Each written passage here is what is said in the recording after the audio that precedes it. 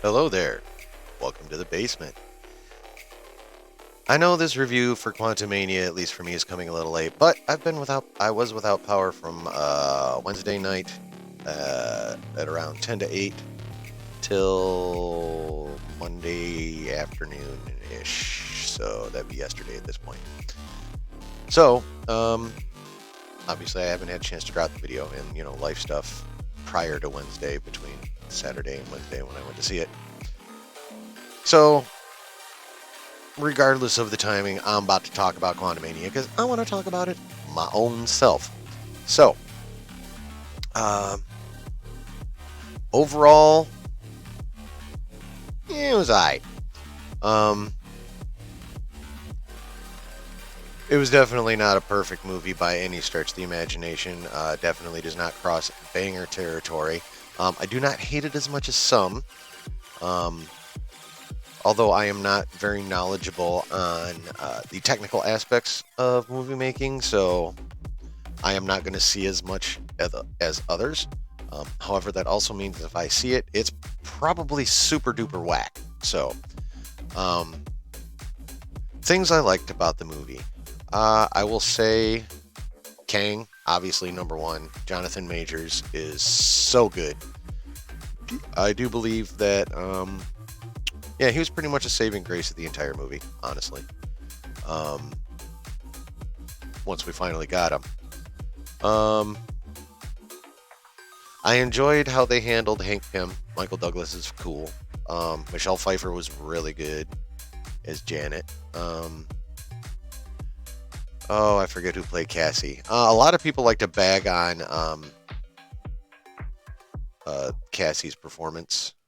Um, I didn't hate it. Again, I didn't like the movie. I didn't hate it as much as her performance as much as others did. Um, I will say she is definitely not the greatest actress we've ever seen by any stretch. I don't think she's wooden per se. I also think some of the flaws in her character are writing flaws or conceptual flaws. So, but yeah, she was definitely not a strong point of the movie at all. There weren't very many strong points. Kang was. Michael Douglas and Michelle Pfeiffer were. Some people might say Bill Murray was. I wouldn't. Um, yeah, that's really about it. There's just a lot of meh stuff about the movie. Like nothing was overpoweringly awesome. Also, nothing was overpoweringly crappy. At least not for me. Uh, like the supporting characters were, there. Stuff I legitimately actively disliked. Um, the ooze critter, drink the ooze. Modoc. Some people found him horrifying. I just found him whack. And seriously, with the little butt, what the hell, people? This ain't Deadpool. Um,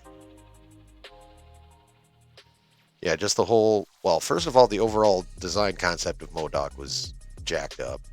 Um, how they handled the character was jacked up. I really feel bad for the actor that played that guy because they hosed him mightily in that one. Modoc was a joke from start to finish, and especially at the finish with that whole discussion about being a dick and not being a dick, and it's never too late to not be a dick.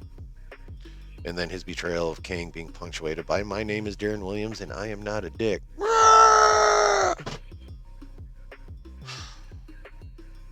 Yeah, so Modoc was a complete L. Um, I liked the advanced ants. I think King should have laid waste to them. Um, I don't know if how many of you have paid attention to rumors and leaks and stuff. Now that the movie's out, it doesn't really matter. So one of the leaks was that the original ending was where Kang dominates, as he should have, and Scott ends up trapped in the quantum realm. Instead, we got what we got with Kang being, at a minimum, sucked into something. I do not believe he's dead, no matter what they say in the post-credit scenes.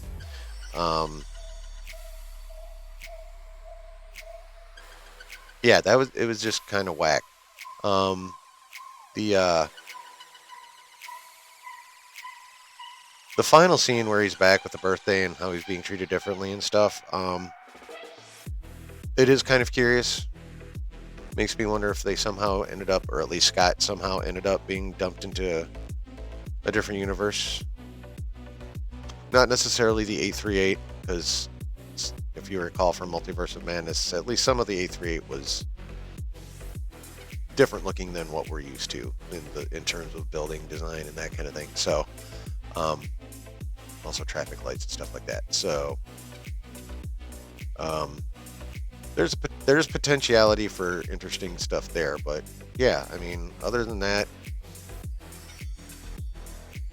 like I said in the thumbnail, the movie was just mid, which is kind of sad actually when you think about it, because this was supposed to be the movie to kick off. Well, this is technically the movie that kicks off Phase 5, and for a movie that's supposed to kick off the new phase and introduce at least a version of the big bad, and it's supposed to be taking us out of Phase 4, that mostly wonk ass phase.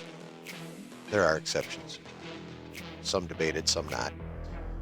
But yeah, coming out of, at a minimum, definitely the weakest phase the MCU has ever seen, and giving us that is disappointing. I mean, the movie's not a total dumpster fire, at least not in my opinion.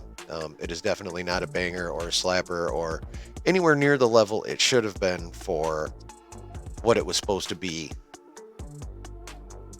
So, yeah. So those are my thoughts on the Quantumania.